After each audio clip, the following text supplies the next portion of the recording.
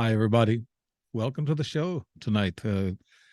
We like what you're doing. It's me, myself, we. I guess I'm big enough to be two, but I like what you're doing. You're watching us on Facebook, and you're giving us a little bit of viewing viewership there, and I appreciate that quite a bit. This is Dave Emmons and Strange Reality Show, and I have special guests. All my guests are special. They are. They could be scientists, rocket scientists, PhDs, or they can be an actor like I got tonight, and also he's a researcher, but he's had a lot going on, and believe me, experiencers do know what they see. I don't care what you hear from talking heads about experiencers being unbelievable or they're full of crap. Don't listen to that crap. Listen to the experiencers. I've talked to experiencers for the first time. They've told their stories. They're very nervous, and they're very much afraid because they're afraid of the ridicule that they're going to get from the populace. Not only the populace, 50% of the people out there, but they're going to get it from the talking heads right now. I mean, it seems like since the military is coming forward, uh, the experiencers are just shoved off into the mud puddles. I don't know.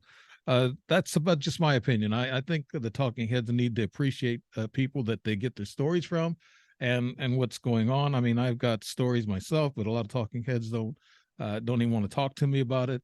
But I don't care. I know I'm honest. I know I'm truthful. In the book I wrote, everything's truthful in that book. And I'm sure George Lunsford, my guest tonight, he's written, oh gosh, I guess you can say 8 or 9 books because he compiled them together. So he's got 4 books, I think, rocking and rolling right now. We're going to talk about his new book, and we're going to talk about the other books too. But we're not going to let that slide either. We're gonna get you on Amazon face page or whatever, and look him up. My guest tonight, after all this bull crap, and I hope everybody's nice. I hope everybody's fine out there. I mean, look, this world is crazy.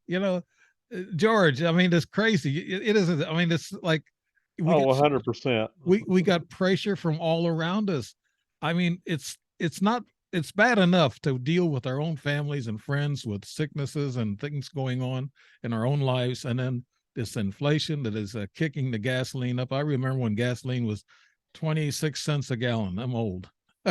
And then it went to under Trump, yeah, it was 220 under Trump, but now we're paying I think it's 389 in my area right now, and it's going up, and they said it's going to keep going up. So here we go again. Inflation is back.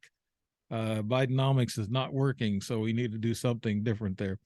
But let's get back to the show. I'm getting sidetracked here, and George is a nice guy, and he's allowing me to make a fool out of myself. So until he takes over, we get this show on the even keel. George Lunsford has done many jobs, from being a maintenance man to making explosives for the government. He was also an actor, and I've seen some of the pictures and some of the acting that he's done, and he's a progressive guy. I like that. I rarely get actors on the show, but I can say, well, I got George Lunsford. He's an actor. Okay, we got him on the show. He was an actor for many years, doing indie feature films, commercials, book trailers, public service videos, and even a music video for the Steep Canyon Rangers called Long Shot. George's life was charged or changed. It was charged, I guess, when he was a young man. His great grandmother passed away, and her spirit visited him one night, sitting on the foot of his bed. She looked at him and said, I love you, said good night or goodbye, and disappeared. He wanted to believe it was just a dream, but could smell her scent in the room. That's typical of a visitation. George attended a haunted high school. In his early 20s, he had near death experience from pneumonia. He saw his own body in the bed, and a lady that had died in the hospital room stood there talking to him. Oh, okay, we got some ghosts involved here. He saw the angel of death as he opened a portal of bright light. The spirit was talking to him, told him it's not your time. He laid back down and woke up to the alarms going off and nurses busting into the hospital room. George also has encounters in the Bermuda Triangle, so I guess he's been down there and done a little boating, huh? On your yacht, I guess. George. But, Courtesy of the U.S. Navy. U.S. Navy. Okay, that we'll get to that story. A UFO in the middle of the ocean and many other events. George has always been interested in paranormal, cryptid creature, and Bigfoot, and has done a lot of research through his lifetime. George wrote Legends, Myths, Monsters, and Ghosts series because he wanted to share the stories he heard and research from all over the U.S. with the world. He wants people to know that there is so much out there in the world, and then he wants to enlighten people. I think that's exactly what we're all doing. That's on these podcasts that are talking out of our minds, like a lot of people think, but we're not out of our minds. We're talking straight up. Then in a little bubble that we live. Let me see. I'm getting George. You're He doing wants good, my people to friend. You're know doing good. that there is so much out in the world that it's a bubble that we live in. It is a small bubble, and a lot of people have a box around their head in which they don't want to listen to anything. When we were young, the older people would pass these stories down, and we would go out and try to see if they were real. He hopes that sharing these stories, and that's what we call folklore. I had a folklore class in college, and they taught some of that, but nothing about ghosts. They stayed away from ghosts and UFOs and stuff in colleges. You know that back in they're starting to do that a little bit now, though. They got a class in UFOs. Uh, and then George, being an old sailor, has had many adventures both at sea and on land. Please enjoy his books and go on your own adventure. Be safe. He's a researcher and a field investigator for Bigfoot, 911, and Go Dark Paranormal. So, George, you've had a lot of experience, and George Lunsford, I have anything to say after I just kind of butchered and went through off and got off the sidetrack. I'm kind of acting like Biden a little bit. I'm getting sidetracked. I'm getting off. I'm getting off my You script. did a fine job. You did a fine job. You give me more credit than I probably deserve. That's for sure. Well, no, do you I'm just just go? an old fat country boy, is Oh, all do you I am. just go head on and tell me more about what's going on with you and what's the latest? Well, the latest is I've actually started a new book, but I won't get into that one because I've just started it. But the last book I released was called Monsters of the World Reference Guide. And Yeah. I researched and found 104 different monsters all over the world, everywhere from South America to Antarctica to Africa to you name it. I got them from everywhere. Okay. Now But this is April 24th of this year, and you're working on a brand new one now.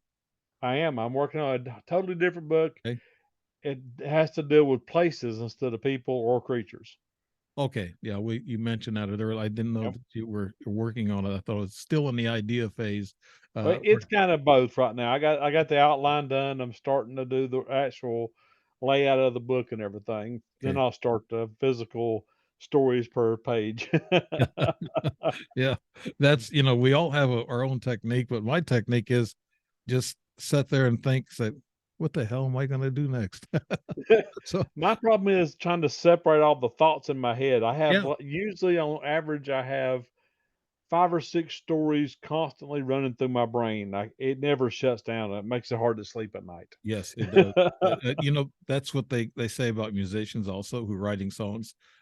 They kind of all go crazy, or they do drugs or whatever. But I don't do drugs. I might have drank a little bit of my time, but I don't do drugs. So That's I me. I yeah never did drugs at yeah all. I I, I I may have consumed a little alcohol in my youth. yeah yeah me too. As a musician, I did that quite a bit. But when I was out west, the Indians would offer you this peyote and stuff. I didn't even take that because I didn't know what it was going to do to me. Heck, I could smoke a few hits of that and I can lose my car and everything, couldn't I? But Well, I figured this way, my mind is so screwed up now, I don't need no help. there you go. I'm not saying your mind's screwed up. I think you got a good head on your shoulder. Why don't we talk about Monsters of the World and the reference guide paperback? And could you tell us, maybe pick some good juicy stories out of there that'll scare people? Alrighty. Well, there's some interesting ones. I can give you some highlights of some of them. How's that sound? That's good. Yeah. Give us some Well, there, highlights. there's a place in South America that has a tree that eats humans. A tree that eats humans. A Whoa. tree that eats humans. Ah, I thought that was an interesting story. I hope people will check it out because the native tribes there know to stay away from it, but the visitors, not so much. yeah. Do they have pictures of this? I mean, There is a picture of it in the book. Let me see if I can find it real quick. It is, let me see here. it's a I regular can I put tree. pictures in the book because I went to the public access things and I found them that way. Uh-huh. That way I wouldn't step on anybody's toes and nobody'd be wanting to sue me for no money I don't have. Yeah, you got to be careful of that. The copyright Oh yeah. infringements. Music also the big thing about. I've been a musician most of my life, and I know how that goes. Well, I've never been a musician because I can barely whistle. So okay, here's the tree. Here's a picture of the tree. Okay, it looks like a typical. It's kind of squirrely looking. Yeah, It like it's got like tentacles. tentacles.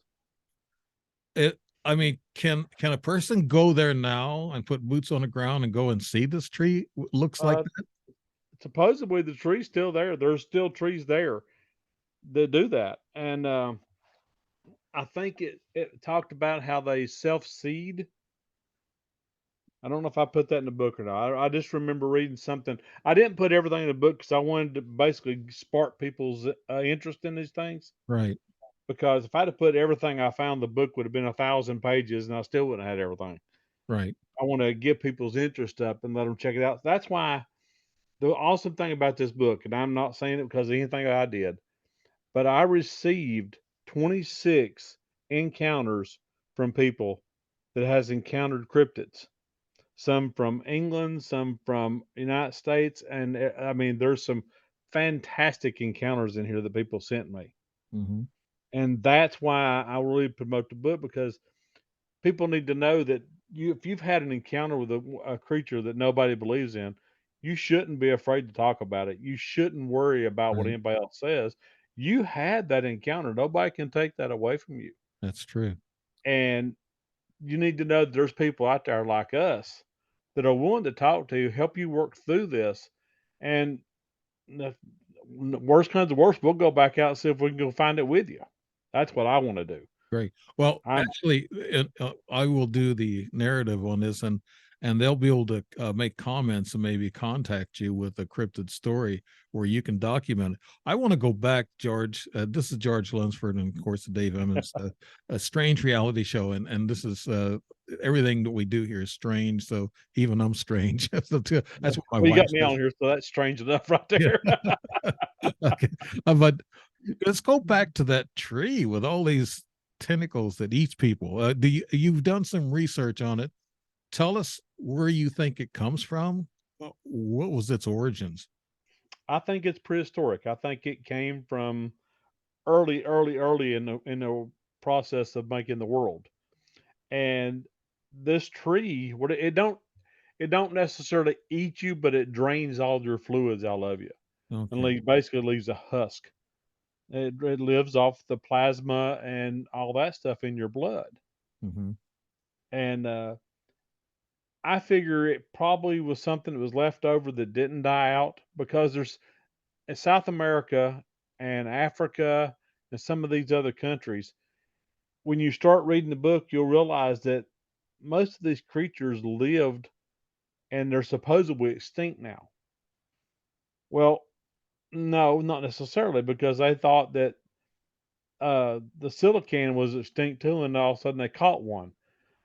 So just because science, so-called modern science, says something's gone, Right. does not make it true. They just found a new creature down in Antarctica.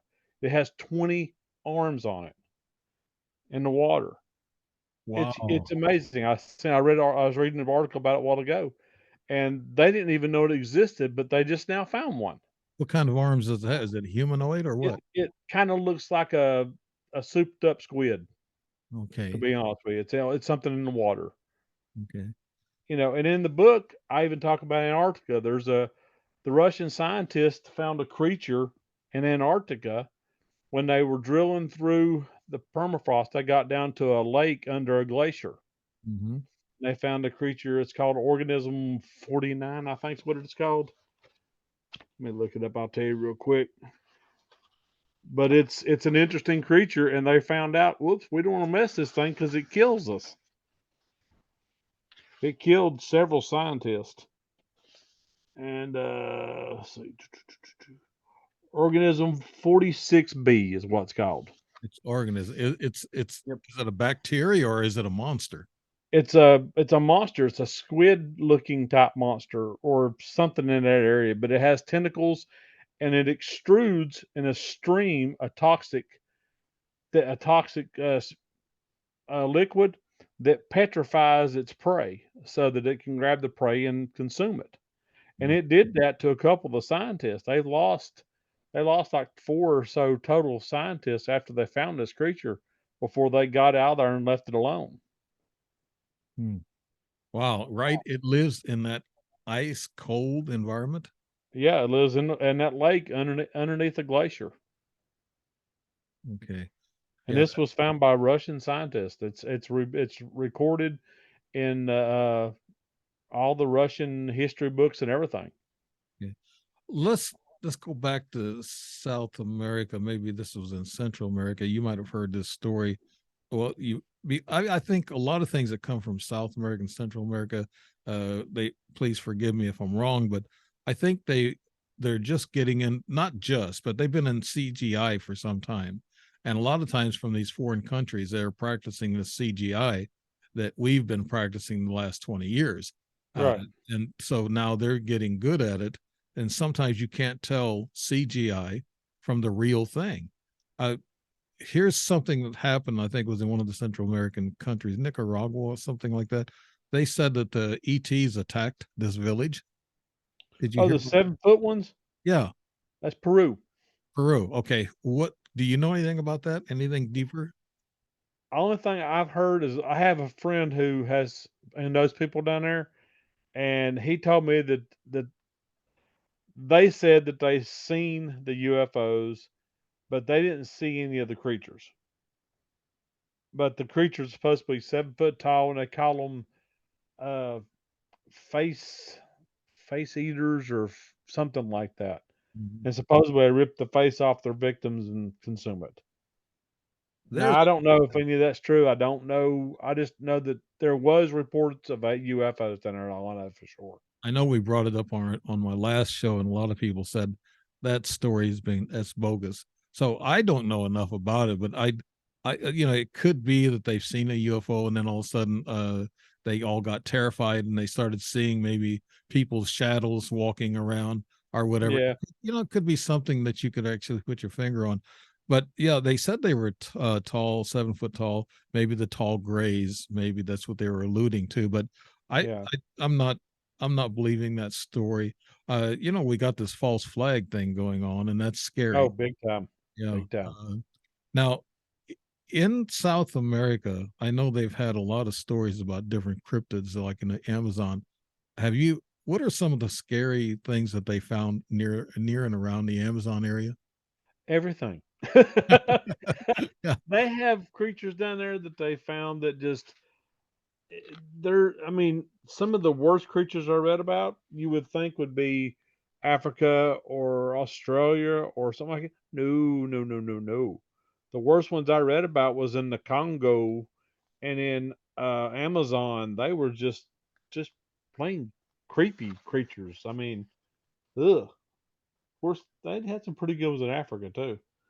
But I can't pronounce half the ones that they have because they're all in Spanish and stuff. Right.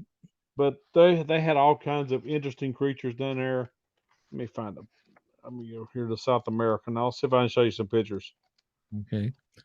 Yeah, I know a lot of people have seen cryptids. Bigfoot is the biggest widely seen cryptid, I Well, guess, in the there state. is Bigfoot type creatures in every country in the world.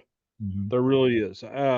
Every tribe, every native has stories about a creature that fits the Bigfoot description. Now, he may not be like we have Bigfoot that goes anywhere from 7 to 12 feet tall, Same thing in Canada, but in some places like the Yeti and stuff don't get that big. They're 6 to 7, maybe 8 foot tall at the biggest. Um, so it's just a big variety of different creatures down there. See, here is what is this one? Here's a lake monster. I don't know if you can tell much from the picture, but it's a pretty nasty little lake monster that eats people.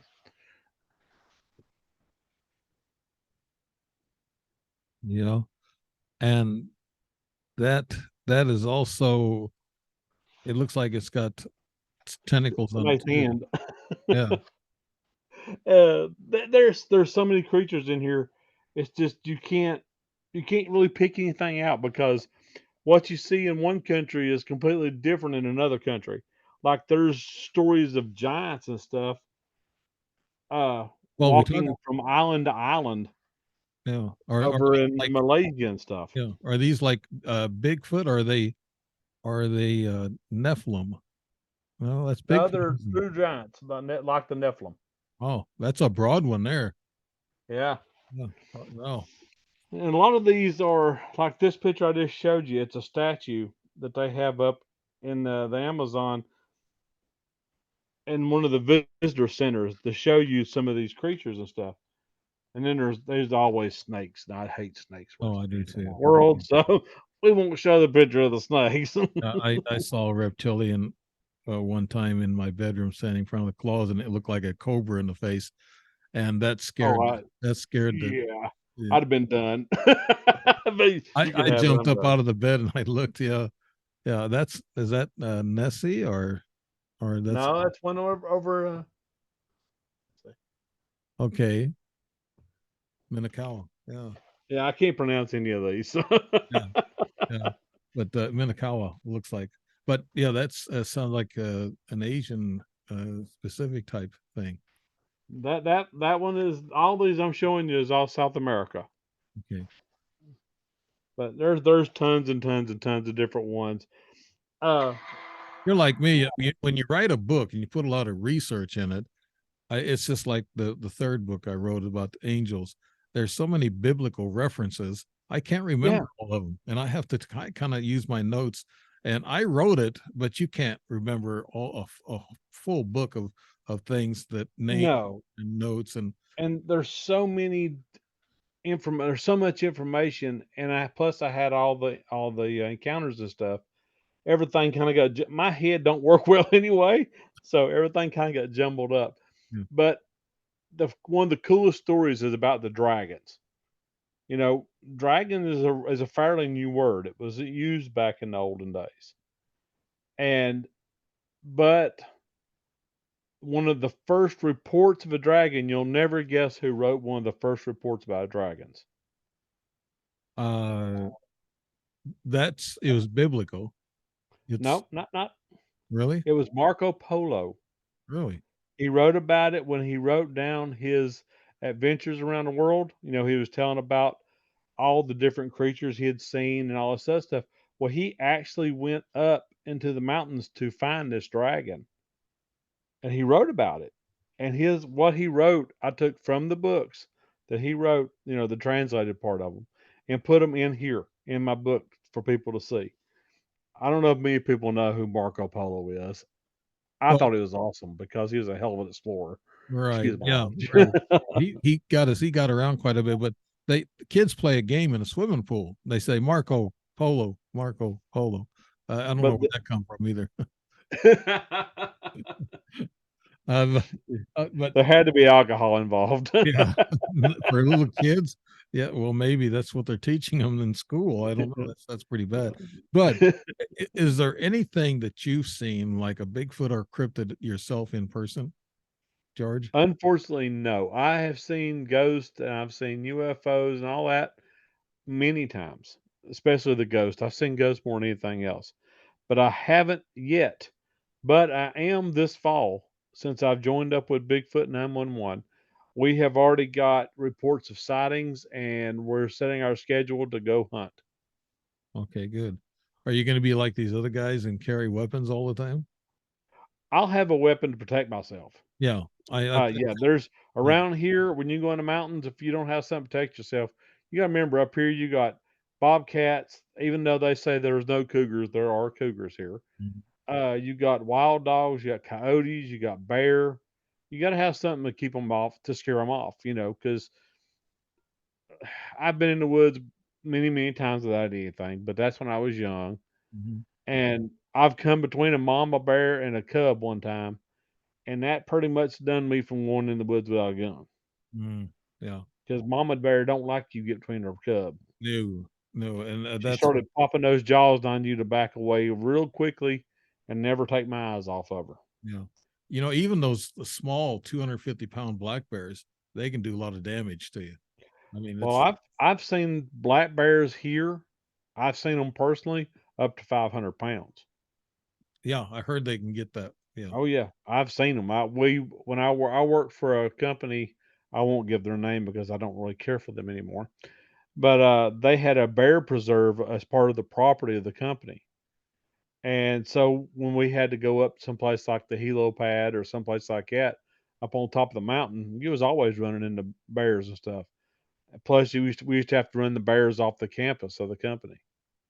I've run tons and tons and tons of bears off, and I got them here in my front yard at my house.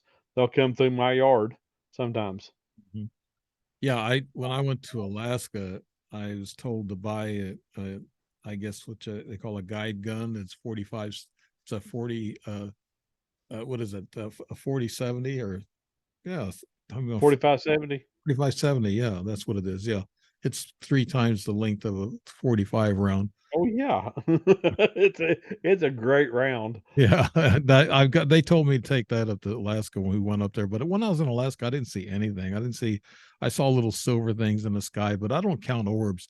Now, you said you've seen ghosts. Let's get into that part of it because I want to, talk about a little bit of everything because I know they're in your books. George, tell us about some of your scariest ghost sightings. The funny thing is, I haven't really had any scary ones. I had a couple that were creepy, like my friend had. I had a friend one time, and he had rented a house, and the house was creepy anyway. It's from the uh, early 1800s, and when you went to the house, you just got this really overwhelming feeling of dread Mhm. when you come to his house. And I was in the house, and I was asking, I said, "Man, what's wrong with this place?" And he said, "Well, I got to show you something." He said, "You're not going to like it, but I got to show you anyway." So he took me down to the basement. It had an earthen basement in it. It was dirt and everything, Right. and it was sitting on big granite slabs and stuff. Well, when we got downstairs, somebody had cut into that granite and made cages that people had been in, and it was just that. Even talk about it now, I got cold chills. Oh, But you could feel almost not as much fear as pain when you got down there. You could feel the pain that, like somebody had been tortured down there or been treated really bad. And while we were down there, now he had a 200-pound Rottweiler that was with us, and we were looking around, and all of a sudden the dog started uh, whimpering big time and curled back into a corner and was all drawn up. And that don't happen to Rottweilers. no. We started looking around, and there was a shadow inside one of those cages. There was no light shining over to cause a shadow, but it was a human shadow, and it moved. It started to come out of the cage and started coming around the side. Well, when it did, we went on upstairs, and the dog beat us upstairs. Well, as we were up there, we started feeling that weird, strange feeling again, and we looked, and this thing comes up the wall in the living room. It goes all the way across the living room, almost to the front door, and it goes up on the ceiling. And it's set on the ceiling. And it's almost like it had eyes. You could feel it looking at you. And I didn't stay much after that. So, but that's really the only creepy experience I've had. Most of mine has been, uh, you know, when I died, I guess I crossed enough of that plane to get their attention, and some of them felt really comfortable showing themselves to me. And I could be driving down the road, and I'd get a weird feeling to look over, and there'd be a ghost in the seat beside me of someone who had just wrecked in that area not that long ago. And they would talk to me and ask me questions, so I would answer them, and then they'd just disappear. Right before your eyes. Yeah, I mean, it didn't even scare me after a while. It was like, okay, there's somebody here now. I'll just talk to them, and I could go. Most of the time, no matter what people think, a lot of ghosts don't hang out in graveyards. Okay, that's just where their body's buried. They don't really hang out there. Not that I've noticed. Now there was one. You're gonna laugh at this one. There's a bridge down here. There's a graveyard and a bridge and a railroad tracks, and then you come across the bridge here on the other side on the road here. Well, there was a grave down there all by itself, and it belonged to a probably 50 to 60-year-old black man. I know this because I would see him every time I drove through down there, and then you could tell it was a ghost because I could see through him. Mhm. He would flip me off, and I don't know why. He's a mean old ghost, huh? It was so funny. He'd flip me off and laugh, and then he would disappear. But he did it for, I know, probably 5 years. Every time I went to that bridge, come over that bridge, he was down there laughing and shooting a bird at me, and Yeah. I don't know why. Yeah. Did you ever take a picture or try to? No, because I there's no place for you to pull off there. There's a church right there, but it's very limited parking, and they really don't like you pulling in there. No. But I've had encounters just here and there. One of the funnest ones we had, my wife actually seen, and we were sitting here in the living room watching TV, and we have a Ring doorbell. Well, the Ring doorbell goes off. Now I have a big front porch. It's covered and all that, and we were sitting there, and the Ring doorbell goes off, and we can see we have a glass door. There's nobody there.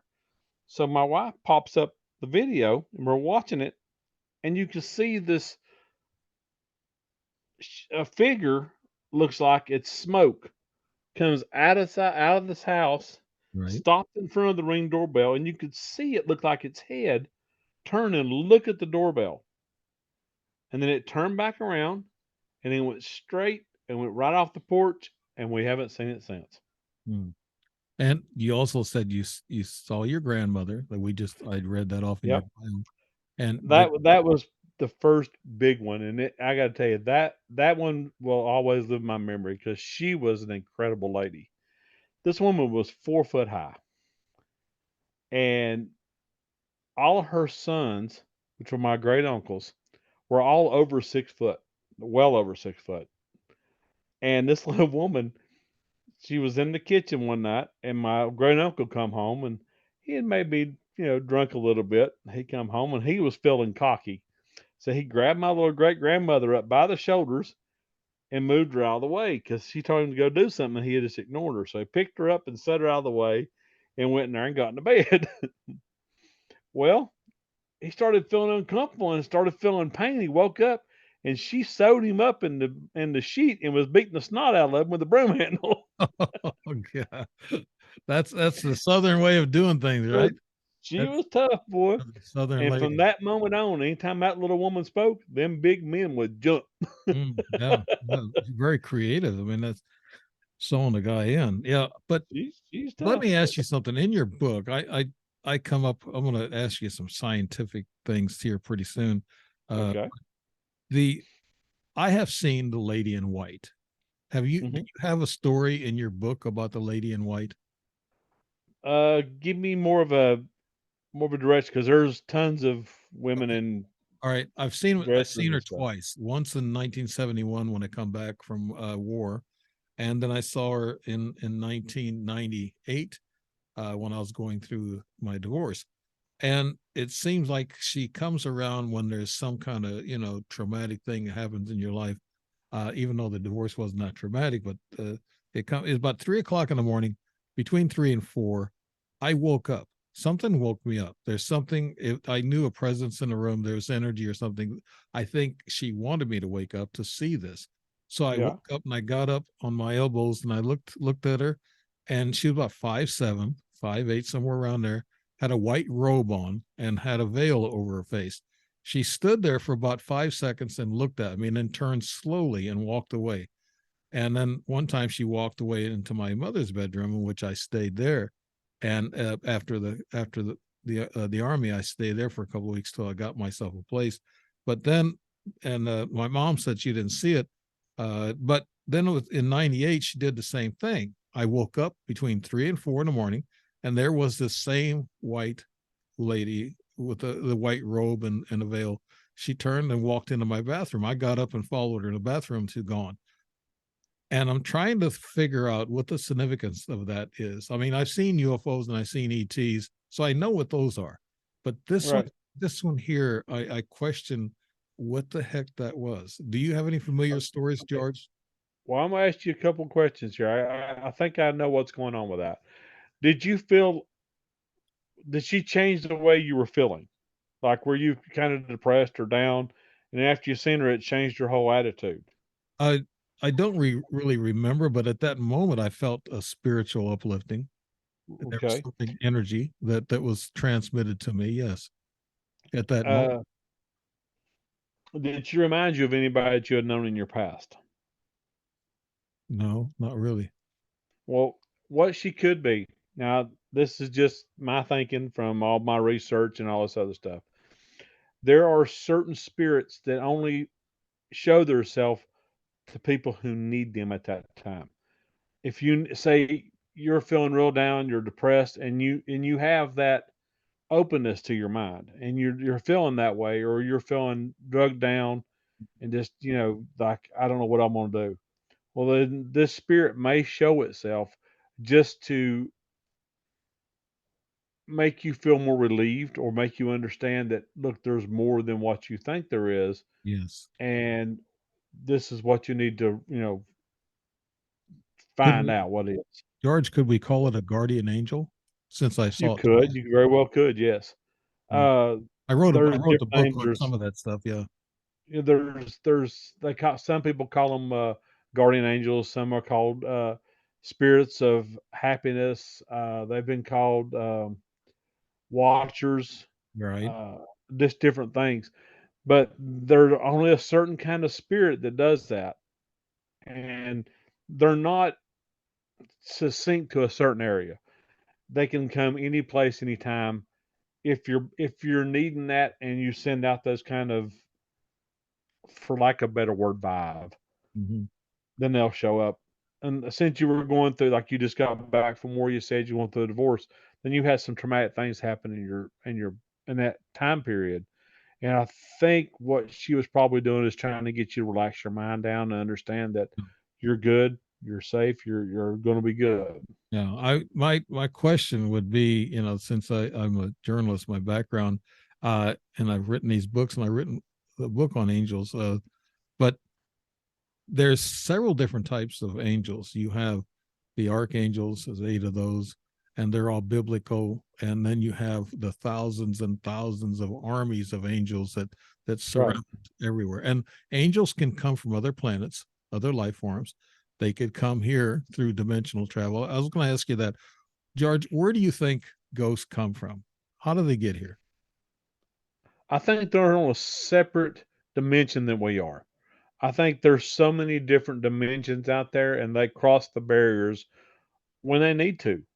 And and some of them don't ever cross the barrier over to the other side. So they're stuck here, and they're wandering around trying to figure out what to do. They're afraid to cross that barrier. And I was I was near where the car wrecked, and this was back after I'd first tried to pass away and everything. And that's when it was really strong with me, when I was able to see more and talk to more. Right. Uh, I've actually had them ask me, "Should I cross over? Should I go on?" And I tell them, "Yeah. I mean, your time in this world's over. Go cross over and see what's waiting on you, because nobody can tell anybody what's waiting on them. It's going to be different for everyone." Yeah, let me ask you this. I mean, to me, uh, I guess I'm more of an ET UFO specialist and I'm not an expert like somebody, Oh, they called me I'm that in nowhere news. near. Yeah, and they called me that in newspaper, and I got so much flack. Well, they said I'm not an expert on ETs or UFOs. I said I'm an experiencer. I know a little bit about the subject, and Exactly. it's just like ghosts, what you're talking about. I'm trying to find out more about ghosts because I've had some guests on now that are talking about ghosts, and I've been on a couple of ghost hunts, and I know what it takes for boots on the ground in these ghost houses. But I know that the question that I usually ask is that you take ETs, angels, ghosts, poltergeist, and dimensional entities. They all come from outside of our our realm. It's they're coming from other dimensions, like you said, and they Yeah. can get here in a blink of an eye because time and travel doesn't mean anything to them, and they can get here and they can be Right. right beside you at a certain period of time in your life. Where all these do they all come from? Different dimensions, ETs to ghosts? I don't know. Like I said, I'm nowhere near an expert, but I do know what we're here right now. I mean, you were right here talking. These bodies are nothing more than vessels, Right. okay? And energy does not die. Energy transforms but never dissipates. So when our soul, what we call our soul, leaves, it turns back to energy, and it can cross those barriers from dimension to dimension to dimension. And so, as far as being portal jumpers and stuff like that, I could probably see it with like angels, but I think ghost is a whole different thing. I don't think that they've found their body. I think their energy that come from us that was living still carries the memories, still carries the feelings, and they have to be settled in somewhere. They have to go to heaven or hell or whatever you want to call it. I believe in heaven and hell because I'm an old Southern Baptist boy, so Yeah, I know. I can't help myself. I believe in dimensional heaven and euphoria, but I'm not Yeah. so sure about the hell part of it. There's a lot of scientists who don't think that that exists. What we do here, that we have Well, evil people and we have good people right here on Earth, and true. that's where the heaven and hell comes from. Actually, right here. Well, But if you talk to the ones in Russia, they might argue with you because they have the well to hell in Russia. It's the deepest man-made hole right, ever. It's mhm, 40,000 feet deep. yeah, And they stopped because something weird was happening. They got down, they hit a void, and all of a sudden this weird stuff started coming out of the hole. So when they pulled the drill out, they wanted to see what those noises were. Well, they took this microphone and they did the best they could because they knew that deep down, as deep as they were, it was extremely hot, like 2,000 degrees.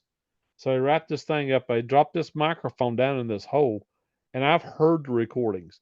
It sounds like people being tortured, and they're screaming, really. and they Well, call it the well to hell.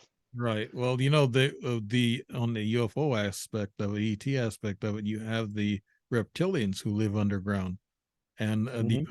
you have the Anunnaki. They're supposed to be living underground and waiting for the time to pop up. Uh, I guess the other thing too, I keep thinking I got ghost research buddies and one who writes a book. We're real good friends, and I'll talk to him about these things, and I ask him, why do you have to tell people? I heard you say this a while ago. Why do you have to tell ghosts to go to the light and go? Doesn't God provide that information to them? He he did me when I died Mhm. because he sent the angel to my room and had the people that had passed away in the hospital come through my room. But some people ignore it, so they're scared, and they're terrified that they're dead anyway, Right. and they'll run away from what's calling them to be there. I was lucky. When I passed away, it was the most incredibly comfortable, relaxed feeling you could ever experience. And I looked when I come up and I realized that wait, something ain't right here. I looked at the clock. Well, the clock had completely stopped. The second hand wasn't moving or anything. And that's when I realized this was a whole different plane because the room was a different shade of color. The everyone that was there, even though they were translucent, you could still see skin color. You could still see eye color, but they were translucent. And even the angel in the corner, he looked gray because all you could notice, and the thing that will always stand out, I'll never forget, was the angel that was there had the bluest eyes that you could possibly imagine, and they were almost hypnotizing.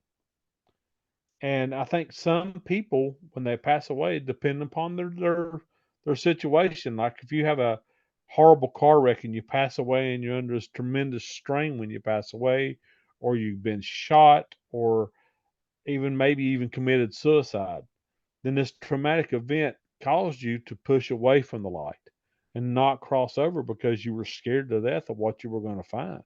Mhm. That's just my thoughts. Now, I am by no means an expert. I don't even claim to be. I'm just a guy who experienced some stuff and talked to some dead people. Yeah. The near death experience, I've never I come close to it one time in post surgery, and they had to revive me, and all I saw, I felt like I was floating. I was in the clouds and I saw blue Mhm, sky clouds and I felt so good. It was so euphoric, mhm. and I would think I was on my way, but they were really quick to reviving me again. And so I didn't really get to see the bright light or go into and meet the relatives or people that I knew. Uh, Right. but yeah, that's interesting. Let's switch gears. I know some of that's in your book. Now the Skinwalker Ranch is a Oh, big deal love it. nowadays. Okay, I do too. I watch it. They're very scientific, and that's what I like about it. Now the Skinwalker cryptids, you've heard stories about them out west, and Oh, yeah. what can you tell us about some of those, George?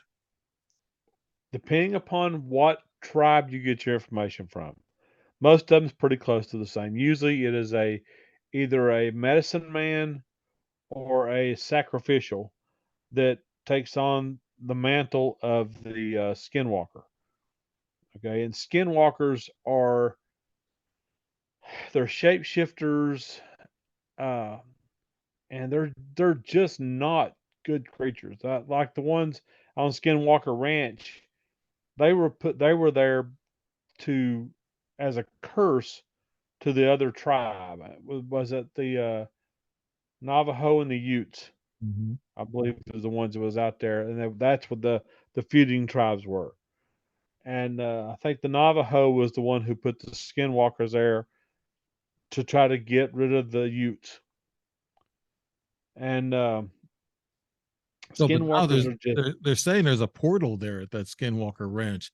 So I you think know. these cryptids are there to protect that portal? I think they're a result the curse, I think the portal's a result of the curse. I think that I think it, to me it almost seems more like the portal was there or the portal become there after the curse was done Mhm. because the Indians even talk about it. The portal when they were there. So I'm not sure which one's which on that one. It's really weird, but I don't think that they're interactive. I don't think the skinwalkers are using a portal or anything like that because they're earthbound creatures. They're from the earth and that's what they are. They're a curse and they thrive on carnage and pain and sadness, and the more that they can cause negative feelings, that's more that they absorb. Right, they're evil, and it also mentions them in the Bible, shapeshifters, and they Yeah, mention the devil being the shapeshifter, shaping into yeah. anything he wants to be. I was out west, and I was there in New Mexico. Uh, I was at the Hopi reservation area, and I read about those. I talked to an elder there, a woman. She was an older woman. She was walking there. I guess she went into a shop, and I asked her. I said, "Have you ever heard of skinwalkers? Have you ever seen one?" her eyes got real big. She got scared to death, and she let out a breath, and she turned and took off. And then I had a young college student who was an artist, and he said, I saw what happened. And he said, you don't want to talk about skinwalkers to the elders, to the older people. No. He said, us younger people are catching on to it and we have an idea. But he said, these older people are very much afraid. He said, most of them have seen skinwalkers.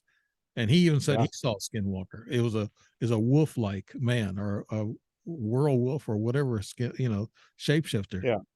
But Well, most of the tribes, especially out west, you're lucky if if you're in their business, they don't throw you out or they just completely shut off and get away from you because they won't speak. Some of the traditions say out there that if you speak of the skinwalker, then you're calling it to you. yes, So they won't say it, they won't breathe it, they won't even think it if they don't have to. They're terrified of this creature, yeah. It's and not I'm sure only that. there's good reason to be. It's not only that. I think, George, we have to, since we've had cowboys and Indians, and we've had our army fight the Indians, and the Indians were treated badly. I admit that, but the Oh, yeah. Indians were really they should be they should be given some represent something for what they've been through themselves. But when I was out there, I noticed that a lot of them don't really live that good, and it's like the government, I think, could be doing something better for them out there. And I went to this woman. She was in a visitor center. She must have been in her 40s. I was looking for Mahudi. You've heard of him? He's an Mhm. elder, a Mahudi, and he's on TV a lot. But he passed away a year ago. I wanted to go visit him and his office or wherever he's at. I just wanted to talk to him about some of these strange things and UFOs and ETs. Also, they see him out there. So I talked to this lady. I said, "Is Chief Mahudi here, close around?" She turns and gives me a dirty look, and she says, "We have no chief." I said, "Oh, I'm in trouble." It's here we go back to the Indian War all over again, just with her and I. I said, "I'm sorry, I apologize," but she just kept giving me a dirty look, so I walked out. I got out of there.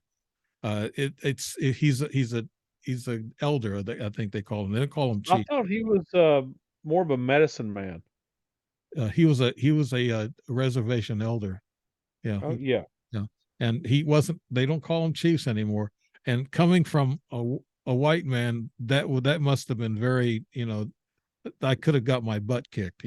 Well, it depends on the tribe too, because that's actually the reason why I don't refer to them as Native Americans. I refer to them as Indians because every elder that I talk to, in the Cherokee and Choctaw especially, they refer to themselves as Indians. And out of respect for them, that's how I refer to them. Mhm. Because they'll tell you, just like I was talking to some of I can't remember which tribes they were, but they're the ones that their ancestors were some of the first to come across the bridge from Asia Right. over to America. Yeah, the land And bridge. they were telling me about the white giants and everything. That's where I first heard about the white giants and stuff was from some of the elders. Now the Cherokee didn't come over here like the other Indians did. The Cherokee actually come from down south and up north both, from a European area. Right. And there's rumors and they're saying that the Cherokee could possibly be, and there's a good chance of them being, one of the lost tribes of the Jews. Because if you look at the Cherokee compared to a lot of the other Indian tribes, they don't even look the same. There's different tones to their skin. There's different shapes to their face. Mhm. My wife's Cherokee. That's the only reason I know a lot of this. Yeah, that's from the Tennessee Valley there and the Appalachian Mountains. They have the Cherokees there, and they actually, I saw a documentary who said they probably have Jewish blood in them. Uh, Yeah. See, my wife's family come off the Trail of Tears and drop down into they escaped the Trail of Tears and come down into Louisiana, and that's where they all started. That's where most of them started was down there. let's get back to the skinwalkers Oh, now. Do sorry. all these we're we're good at I'm good at getting off track here Me tonight. too. Don't feel Uh, bad. but no, most Indian tribes across the country, they do they have skinwalkers too? They have, is it, it's not just out west, right? It's mostly out west. A lot of the tribes, there's so many tribes, it's hard to say, to be honest with you. But a lot of the tribes have things like a skinwalker, Mhm. but they don't call it that. Now, I don't know what there's different names for them. There's some different looks. Most of the looks are pretty much the same from all the ones I've talked to. But I haven't talked to all the tribes either by any means. I've talked to several, but not all of them. Yeah.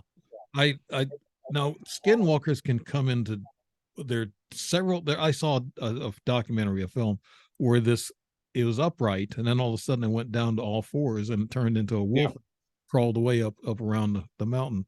Uh, what shapes and what I guess beasts do they turn into besides a wolf? I have heard and I've read that they can change into a bear, they can change into a wolf, coyote, Mhm. uh, wildcat, uh, even an owl that they can change themselves into, but they never look exactly like the animal. There's a strange look to each one of them. Now that's all I've heard that they can do. Now they could do much more than what I know because, like I said, there's so many different stories out there. You can't read all of them. Do they do they actually kill people? I saw where they've interviewed some cops out there out west on the reservation. They're deputy sheriffs on the reservation. They've actually said they've seen them themselves, but not close up. But they chased them off, and there Yeah. were people terrified, and some people were hurt, and I think they even said that some people have been killed by these skinwalkers. Is that true, George?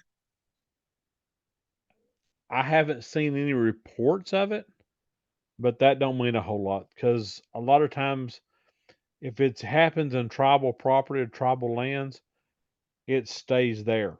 They don't talk about it. They keep everything to themselves because they believe, like I said, they believe if they mention it, that the skinwalker comes after them. And even if they lose a family member, they're not going to talk about it.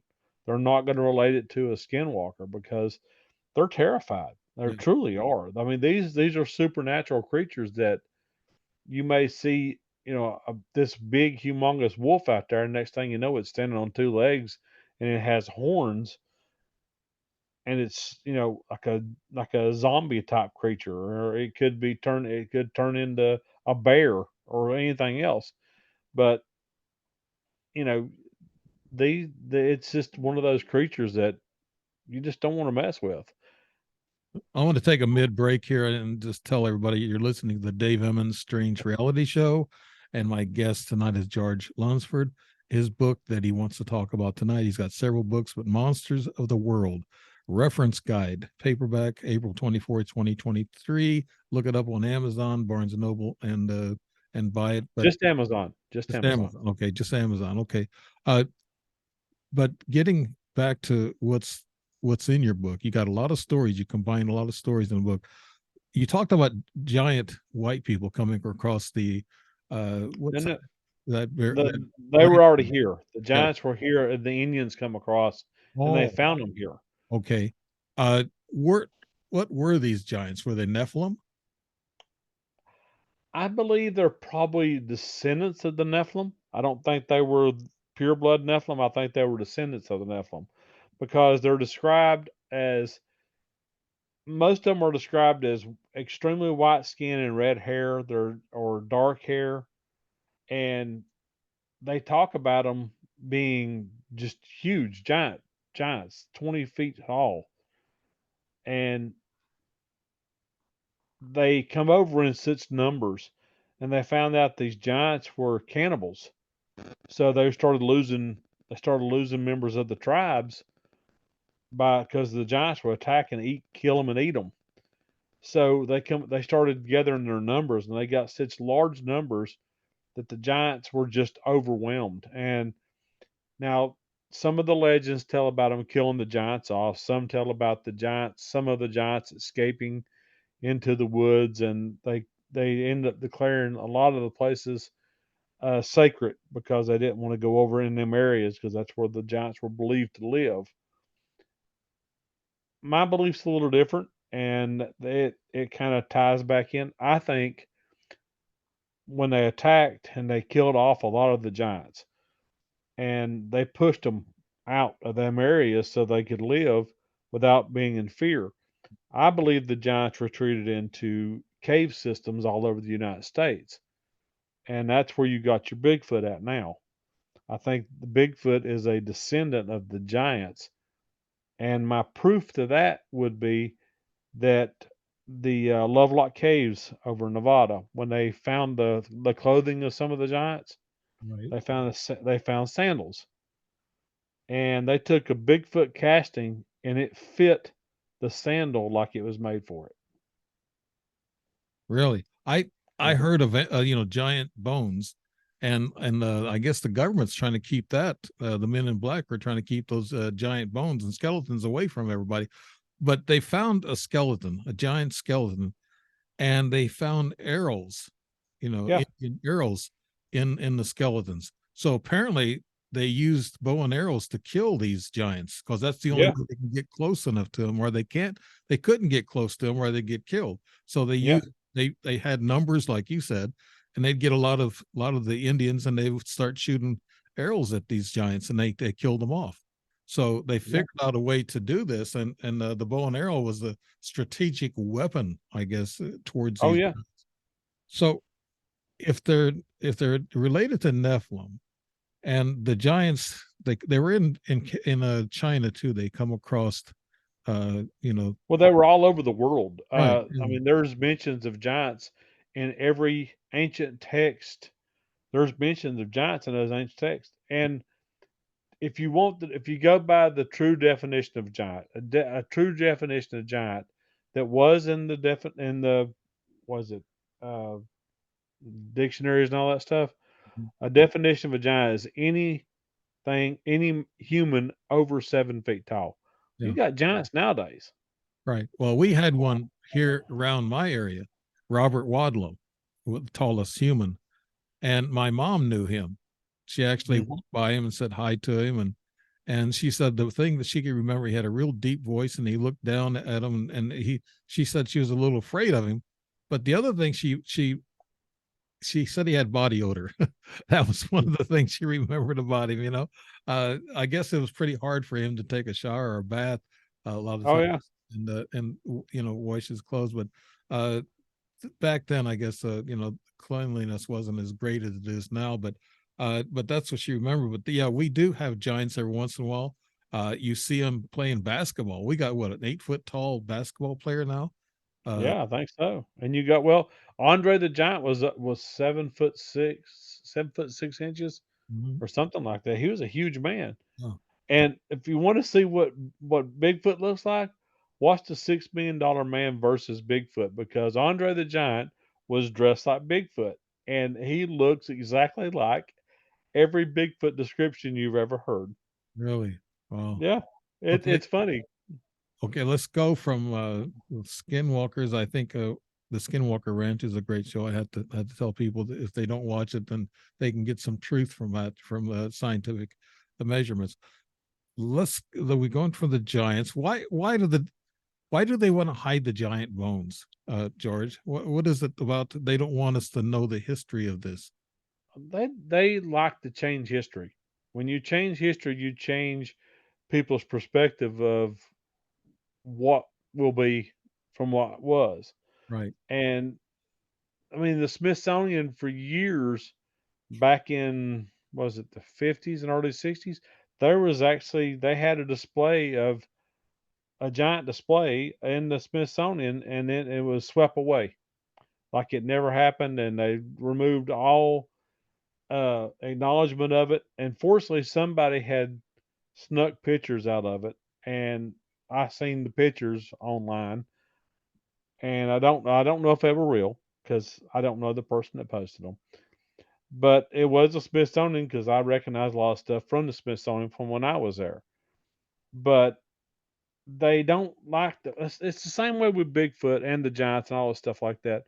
They don't want you to realize that humans are not the alpha.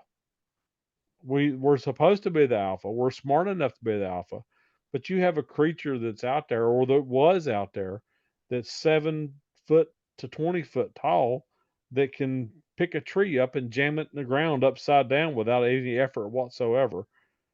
And I think it's more of a power thing. I really do. I think that they want you to think that they're the most powerful thing, and there's no other creature out there that is powerful. Oh, one of the first stories I heard, George, was in Idaho. I think they found a bunch of giant bones, two Hmm. farmers or whatever, and they put them together, and they had them somewhere at some store, and they placed them there, and then the government found out they had them, and then there was men in black, dressed in black suits, went there Hmm. and picked up all the bones, threw them in a wagon. Of course, they didn't have a car back then. They could have had a car, but they didn't want to use a car to do it. They threw them in the back of a wagon and they drove off. And they said they was going to give them, to the museum in Washington D.C. And that was going to be where their home was going to be. But nobody's ever seen these bones at the Smithsonian. It's a Smithsonian they're supposed to be, like I think you referred to a while ago, but they're not there. And if you ask Yeah. where these giant bones are at, the curator will tell you we don't have them. But Yeah. They say a lot of that. They do. yeah, but no, it's the Nephilim were back in biblical times, way Yes. before Adam and Eve, and it's like Noah. Nephilim was around then, and so you have this story about Nephilim, and Jesus mentions one time, said the giants were around when Noah and when the end of the earth was coming with water, Yeah. and Jesus said, you'll know the end times also. Nobody will know the end times, but he says you'll see things happening that will give you signs. And he said the Nephilim will come back from underground and will start, doing their damage. Uh, I don't know if there's anything covered in your book about the Nephilim, George. I don't think I have the Nephilim in my book, but I have studied a lot about the Nephilim. Mm. I wanted to do a book on giants, and I will eventually, because there's so many misconceptions and so many people who don't know what the Nephilim was. Most people don't have a clue what the Nephilim was. They Mm. don't know that they were the offspring of the fallen angels and humans. Right. And even the Nephilim's offspring, they're not if the Nephilim say the Nephilim are there and they have offspring, then this offspring is going to adapt to whatever the environment and situation is at the time, because they're enough human to where they're going to adapt to whatever area they're in. Humans have a unique ability to adapt quickly, and I think the Nephilim are the same way. They adapted to change as they come along, because after the flood, there was no more mention in any of the text or any of the ancient text about 20-foot giants. All that was gone. Right. But there is mention of 10, 12-foot giants in different cultures. And there's still mentions of people that are taller than 7 foot tall. Right. Like Goliath. Goliath was a giant. He was, Yeah. I think David. it was what, 8 foot tall or something like that. Mhm. Yeah, he must have been a hangover from the Nephilim giants. There was a there's a researcher. I think you know him. I've had him on my show a couple of years ago, and he's got a lot of boots on the ground. He travels all over. He he got the story from two military guys, army. They were in Hmm. Afghanistan and near Kabul. And That's in my book too. is that in your book? And That's in my newest book. Yes. yeah, and I actually tried to call him. Do you remember his name? He's a researcher, great guy.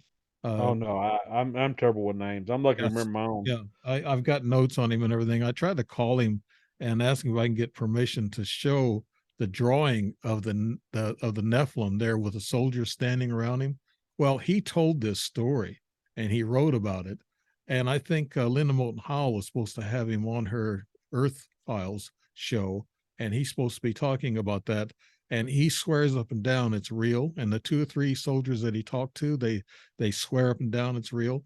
They went out on this patrol. There was one one patrol, 12, usually 12 guys in a squad. They go out, they never come back. So what they did Mhm. is they sent another squad to go locate them. And then they went out there and they found themselves in front of a big cave, like, and then they found military equipment strewn out around the cave.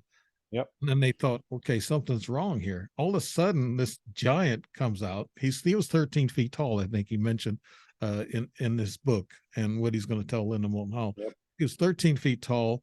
He had a huge, I guess, sword or some kind of a Spear. spear, yeah. Yep.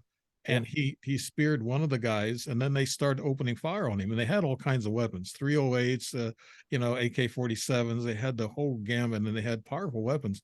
And they shot him. I guess they shot him up for about a minute with about 10 guys firing, and he finally Mhm. fell down. He finally, was dead. Yeah, they concentrated their fire on his eyes Yeah, and stuff to bring him down. yeah. The lead of the squad said concentrate on the head and the eyes. And there was a helicopter that come and picked him up, and they had this big, webbing that they lifted him up Yeah. in. And they said that they told them to keep their mouths shut. This never happened. If you say anything, you could die. So they threatened them with their lives. Oh, yeah. Yeah, but these two or three, after, I think it was in 2015 or 2016, they come out with the story after about 10, 15 years. This was in 2001 or two, somewhere W like that. Wasn't one of the guys dying of cancer or something, and I that's why they come out? Yeah, I think there was I that sticks in my mind for some reason, I don't know why. but that I found that to be a great story. I'm sorry to the viewers that I can't, his name escapes me, but I know him well. I think it's really it escapes me from that. But he wrote this story about that, and he's sticking to it, and so are the guys that said that they were there. Yeah, Uh, it's an incredible story, it really is, and his story is partially in my book because he told the story so well, there was no way I could help it I mean, highlight without using, pieces of his story in it. right. Yeah. But, I'd like it to. the it's incredible, it Yeah. really is, this whole story is. Yeah, I'd like to, know his name because, when we talk about something like that, I'd like to give referrals to, you know, uh, so I'm gonna look him up real quick. I'm sorry about that, but the Nephilim, they say that they will come back, and they're living underground. And the Afghanistanis, they told the military that they see giants every once in a while. They come Mhm. out of their caves, and they said that they eat people, just like you're saying the giants eat them. So yeah, they're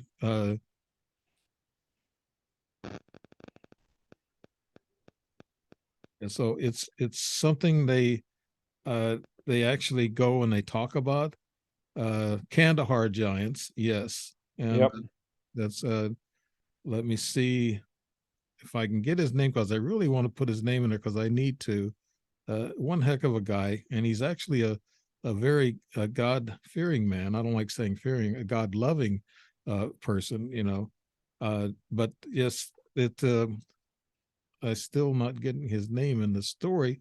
The giant of Kandahar, biblical cryptid, and that was a cryptid in my book. I talked about the biblical cryptid.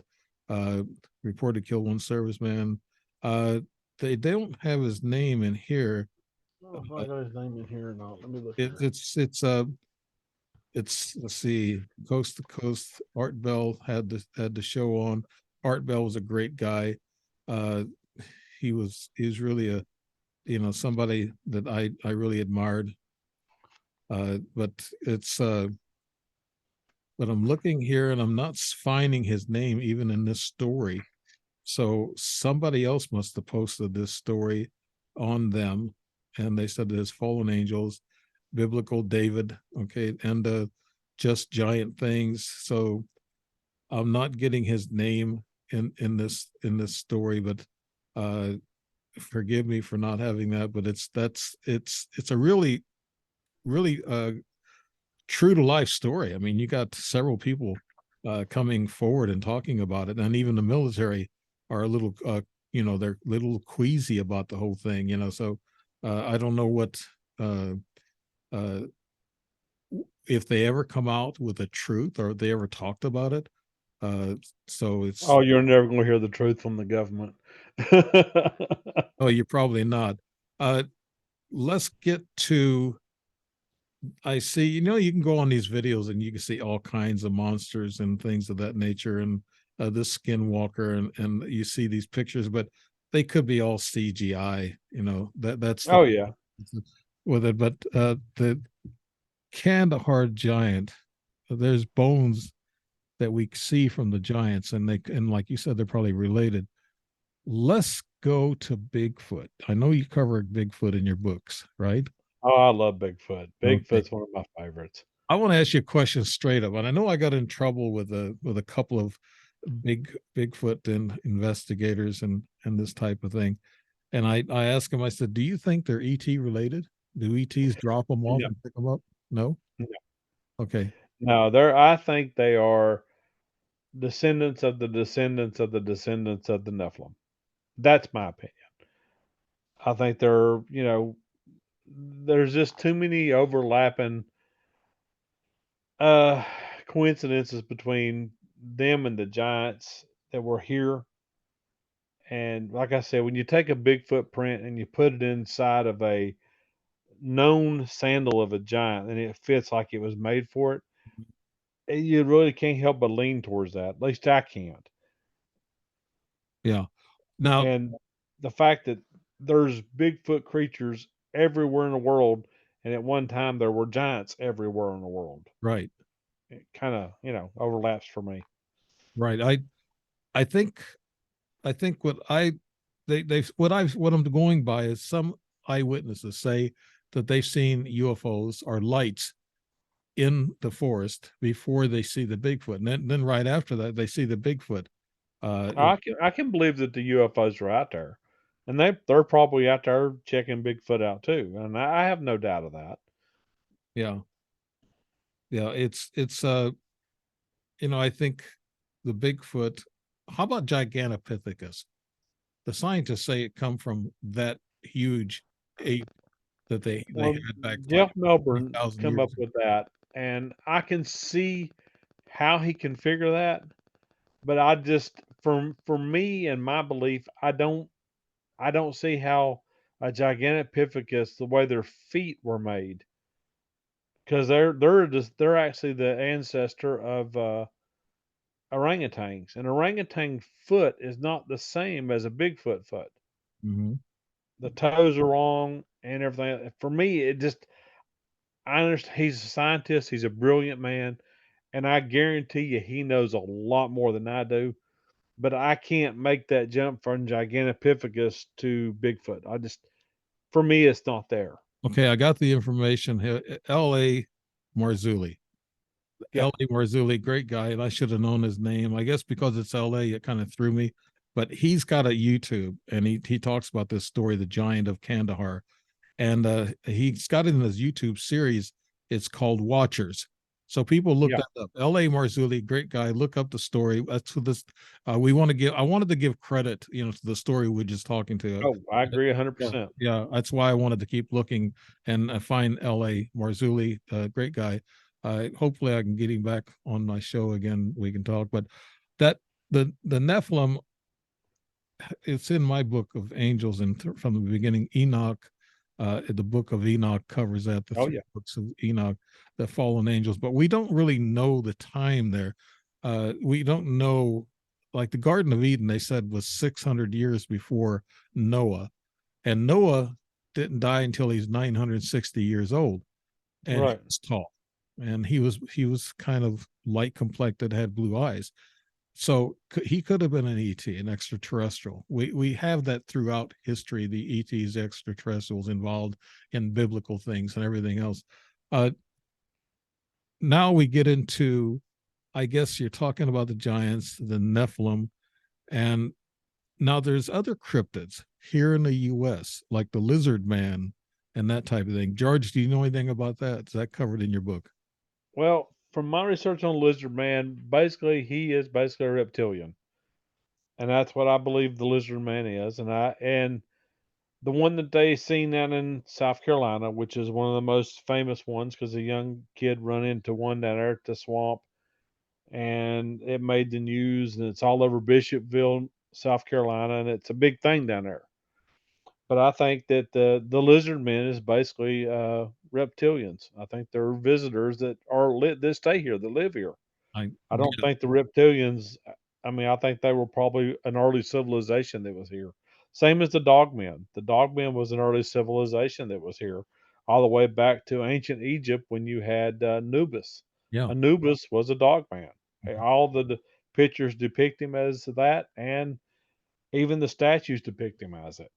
So they have to stay away from us humans because we will cause them harm, Well, apparently. they would cause us harm too. Yeah, I do believe that. yeah. They're not going to be friendly towards us, and we're not going to be friendly towards them.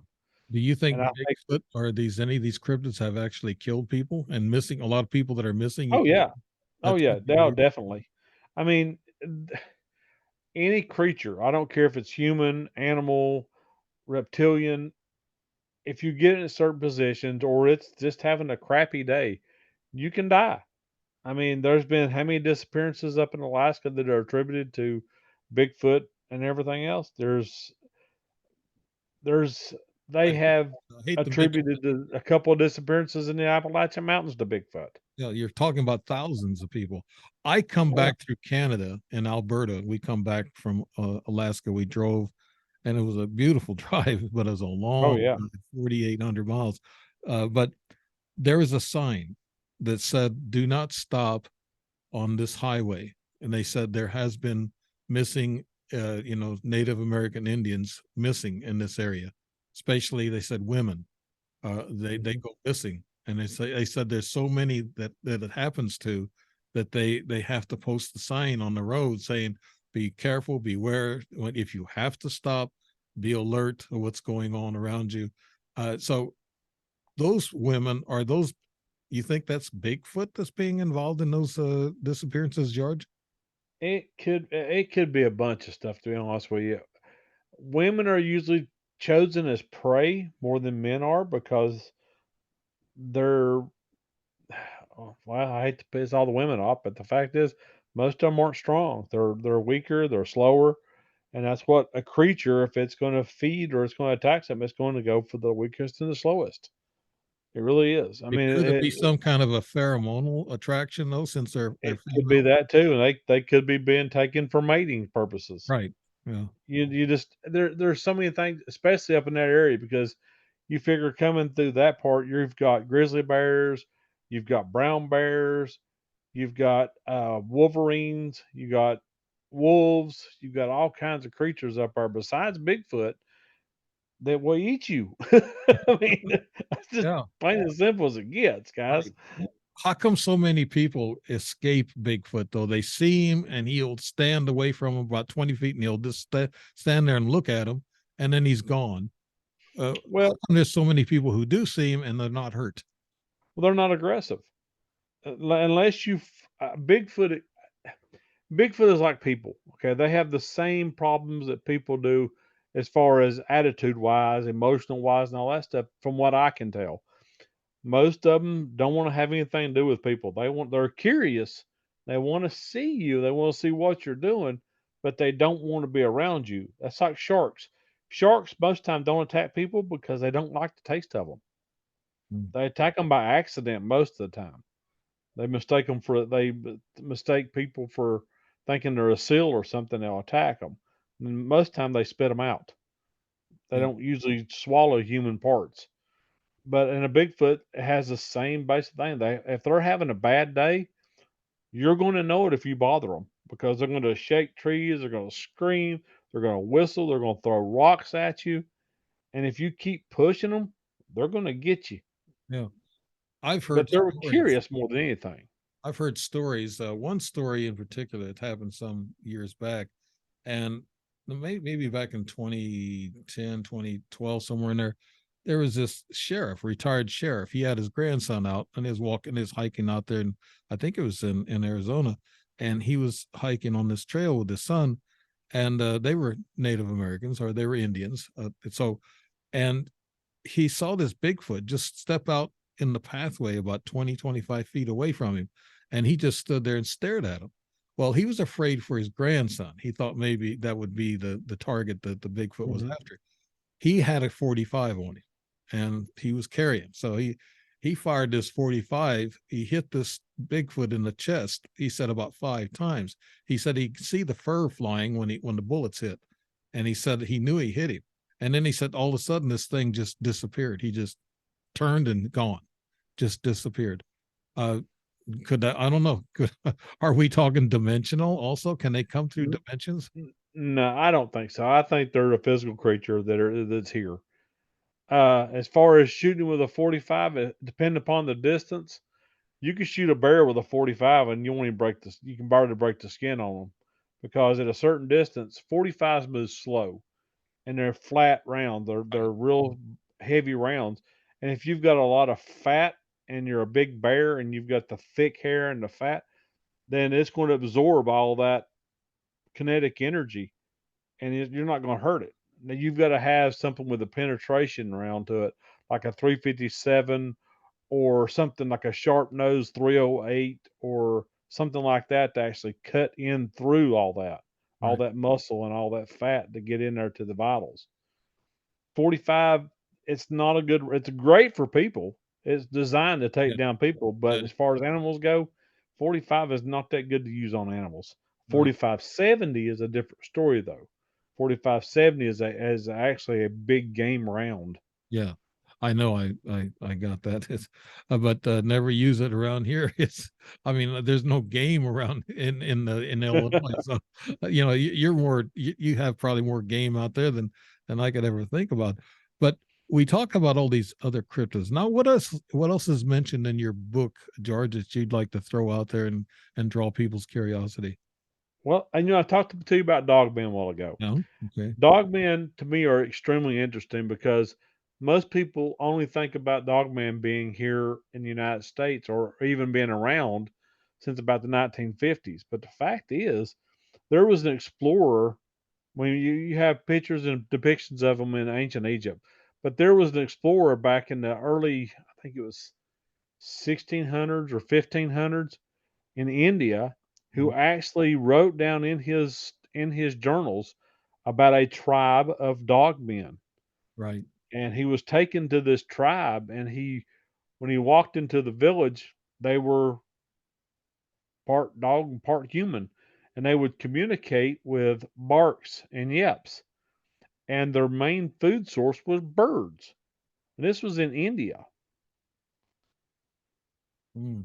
And these things now most of the dogmen nowadays, from what all reports we're getting, all the information I'm getting about dogmen that's been sent to me is, pardon my language, but apparently dogmen are the assholes of the woods.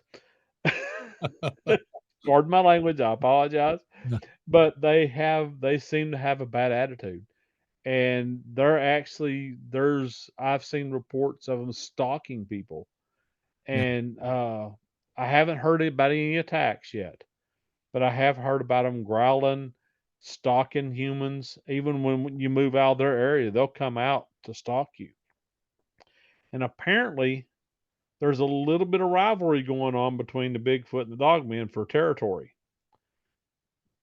Yeah, Now, I saw that on a show. It's hunting, not hunting Bigfoot, but these 4 or 5 guys down around in your area, and I always call them. Of course, I'm not a skinny guy myself, but I always call them the fat guys with guns.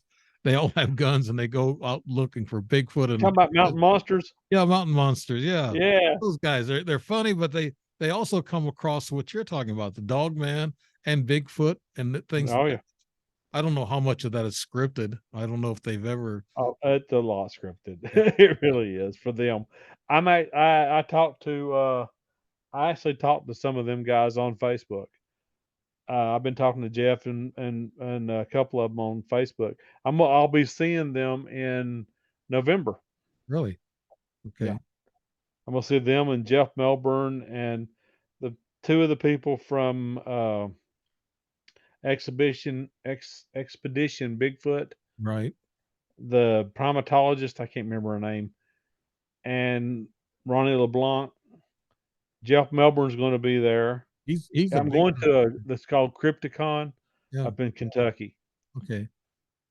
Yeah, So I've I'm gonna heard get to talk to all of them there, and kind of I'm gonna pick Jeff Melbourne's brain because he has got so much field experience. He's got tons and tons and tons of castings. He has the casting of Bigfoot that they found were laying down on her side, right.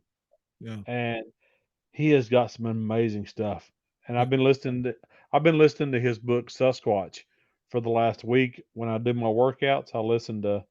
listen to his book. Yeah. That man's got so much knowledge, it's scary. That's why I don't say much because he's one who associated Bigfoot with Gigantopithecus. Right. Yes.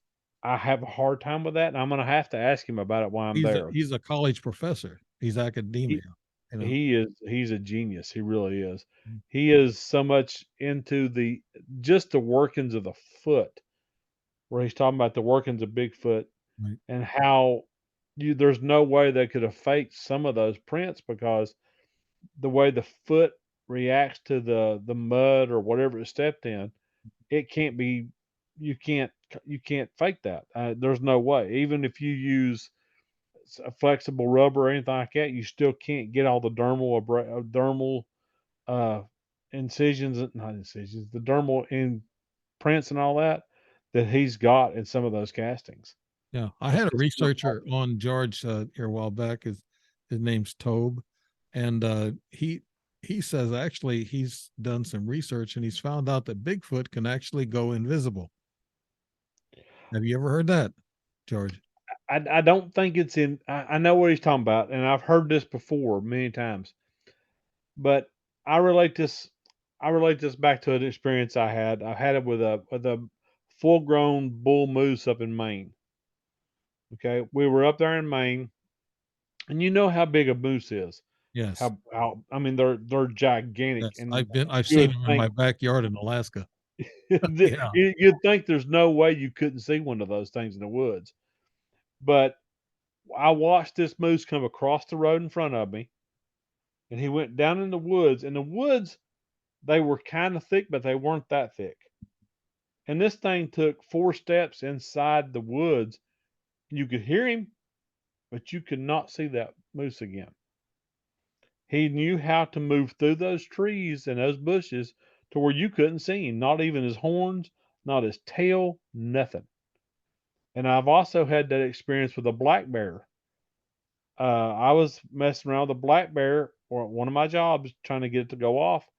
And this bear, I mean, it wasn't even bushes. It was just a little scrub, and that bear went in that scrub, and I could hear her, and she was big. She was probably a 300-pound bear. I could hear her, but I never could put my eyes on her again. And she was never farther than 25 feet away from me.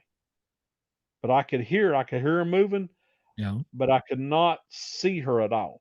I think Bigfoot has developed a way to move his fur to where it's like a camouflage, to where it makes him seem invisible, but he's really not. He's actually just using the I heard woods that. in the Yeah. area to conceal himself. I heard that their fur can actually change like colors or whatever. My cousin, now he's a skeptic, but back in about 2010, I think it was '09, somewhere there, he was chasing cows. It was just north of me for his cousin, and he was looking for some cows. Now, this is a guy that doesn't believe in ETs, UFOs, nothing. I mean, his his attitude and his knowledge, uh, he's about as dry as a dry creek bed, you know. So he's about that shallow as a dry creek bed. What I should say, Okay. yeah. So he doesn't believe in any of this stuff, but he ran into this Bigfoot and he stopped. He saw the long reddish hair. Now, mind you, he has never watched the TV show with Bigfoot because he would turn it off if he saw it. He just thinks it's stupid. He saw this thing. He described it exactly like people have seen it. He had long reddish like hair on his arms, and he was standing, like behind a tree. But he said he could see his face, and he said he must have been about 8 feet tall. He had long, tremendous arms, and he said the hair was kind of dangling from it. And he stood there and he looked at it and he said he was frozen. He didn't know what to do. And he said this thing just jumped, took 2 steps, and he was gone. And he said he took off the other way, and he come back, and they said he was shaking. His Oh wife yeah, said he was shaking. He saw this, and but like I said, I believe him because he's such yeah. a skeptic, and all of a sudden he saw one and he knows it exists. Now I could believe him more than I can somebody who sees 10 a day. I mean, that's Oh the yeah, definitely. I agree 100% with you on yeah. that. He's a true experiencer, I think, on that one because he changed his mind after that. Well, I've heard so many stories of people talk about how Bigfoot's a portal jumper, how he Yeah, can turn into a tree and all this other stuff, and how they speak to you mentally. And yeah, I've heard telepathic. all this stuff, but until now this fall, until I see one, I'm only going to believe the fact is that they're a physical creature from this earth. That's what's going to stick in me until I'm proven wrong. That's what I'm sticking with. Yeah, I've never seen a Bigfoot myself, but I do believe in them because there's been too many people, too many sightings, and they all are similar. And Yeah, it's to me, I have to go by what all these people are seeing and what's going on. And you have Jeff Meldrum, the scientist, and these people they know there's something there physical. Uh, there's a guy that was I think his name was Dancer. His name was Dancing or something like Dancer. And he did a lot of research. And I asked him if they were invisible, and I asked him if they jumped into different portals. And he just was no. He said these are natural creatures here on Earth, yeah, physical, solid creatures. And I said, okay, I didn't want to offend you, but I needed to ask because there's different theories out there. We there is, and have to look I into them. I've heard tons and tons and tons of it. Like I said, I'll never believe anything different until I see it personally. Yeah, I believe in the creatures. I believe in a lot of those things I wrote about in the book. I really do, because there's just a couple of them I kind of question, but overall, most of the monsters in my book, I really do believe in. I right. believe that there's something that's left over from either past civilizations or manifestations or supernatural. It could be any of it. I don't know. Okay, George, how But about you got dinosaurs in your book? Are there still dinosaurs walking this? yeah, especially in Africa, man, there's tons and tons of those creatures that they talk about that are a direct correlation of a dinosaur. And they're being seen by these explorers and stuff back in the day that didn't know what a dinosaur was. I mean, there were explorers, they didn't know. I mean, back in the you figure the 30s, 40s, 50s, and 60s, not a lot of people knew anything about dinosaurs. Right. I mean, we didn't know about all the dinosaurs until they started getting them into museums and really teaching them in school, and then you started picking up that. They didn't teach a lot of that back then. They stuck with basic education. And even the word dinosaur is not that old a word, So I mean, the dinosaur come about what in the early 1900s when they first mentioned dinosaur. Not quite sure about that. Yeah. So that's relatively new compared. I mean, even in the Bible, they talk about. There's a mention of a unicorn in the Bible, Right. and there's a mention of all kinds of different creatures. And There's what eight was it eight called? biblical creatures. I can't name them all off, but Yeah, there's the Leviathan. Leviathan. That's what I was trying to think of. Yeah. That was Yeah. that was the big one that they talked about. But there was actually 8 creatures in the Bible they talked about. So cryptids did exist even back then. Oh yeah, yeah, definitely. And if you look, I've read uh Jewish mysticism. I've read through the Torah. I've read through uh what's the Muslim one? I kind of skimmed through it. I didn't really read it in depth. The You're Quran. Quran, yeah. I've read through the Two Quran, of them. some of it. I've read, though, of course, I've read the Bible and different things. And the thing is that there's creatures that are mentioned through each one of them. I mean, the giants are mentioned in every text. Yes, they are. Yeah, Uh, they're mentioning those 8 monsters, the Nephilim and the Cyclops, that type of a creature that yeah, mentioned, and also the dragons were mentioned. There were yeah, dragons mentioned. Yes. and especially the Jewish when they talk about the golem, the clay monster that they can send out to do things. Mhm. That's mentioned in there. That's also in my book. But there's tons and tons of creatures that are mentioned in all these different texts, like the what was it I read? Some of the Aztec stuff, Yeah. some of the uh, golly, but I can't think tonight. A lot of the ancient writings from India and China and all those areas, Yeah, the they Muslims also talk tons and tons about these creatures. they also had the jinn, they called them. Yeah, They were yeah, which is basically a genie. right. That's what we defer from it. Mhm. And they're not a evil creature or they're not a good creature. They can be whatever they want to be. Mhm. That's the thing about the jinn is they can decide what they want to be. Right.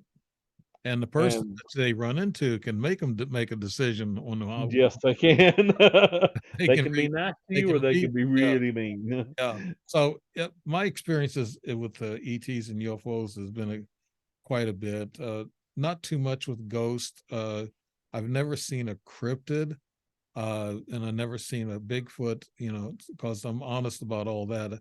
But I'm very curious. Like in your book, you probably have all this covered in your book, and it's probably from A to Z with all these monsters. And I think people should be interested in.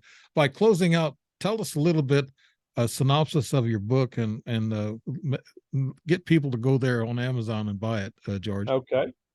Well, the newest one, Monsters of the World Reference Guide, it has 104 monsters from every continent in the world. I have South America, North America.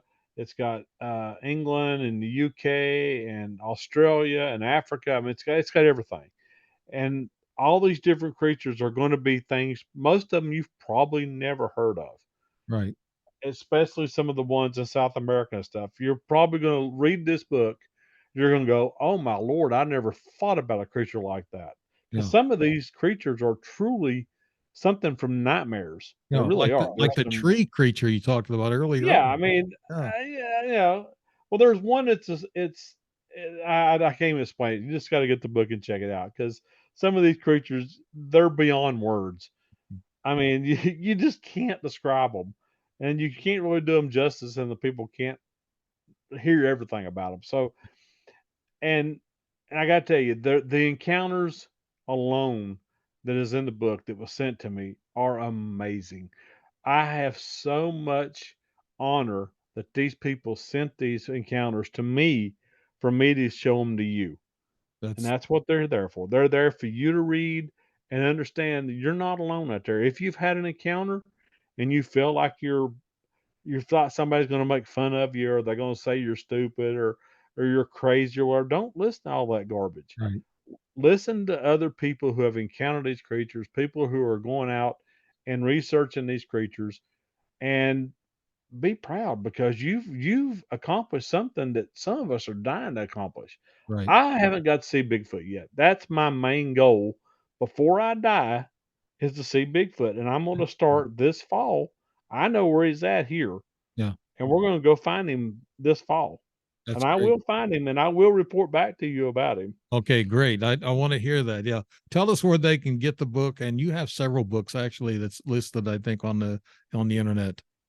Well, I have two. It's out now. Everything else is pretty much gone. I did what you did was as far as retracting my books with the old publishing company. I retracted all those other ones. I just have two out right now. The first one that I put out was this little devil right here called Legends, Myths, Monsters, and Ghosts, the USA edition.